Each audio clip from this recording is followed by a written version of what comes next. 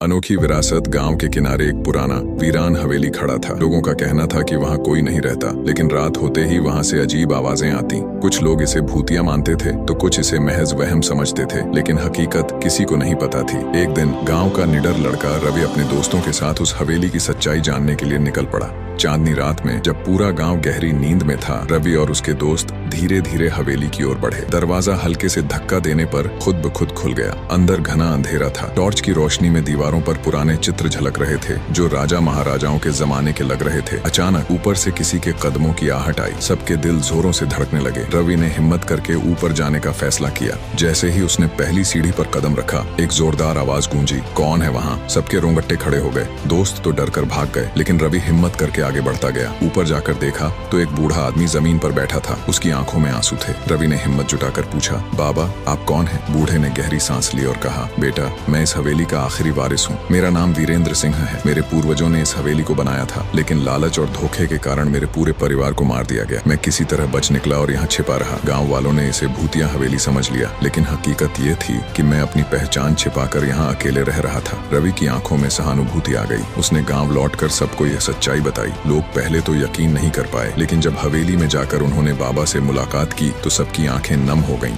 गांव वालों ने मिलकर बाबा के लिए एक नया घर बनवाया और उनकी देखभाल करने लगे। धीरे धीरे हवेली को फिर से सजाया गया और वह गांव की एक ऐतिहासिक धरोहर बन गई। रवि की बहादुरी और सच्चाई की खोज ने पूरे गांव को एक नया सबक सिखाया। कभी भी अफवाहों पर भरोसा मत करो, बल्कि सच्चाई को खुद जानने की कोशिश करो।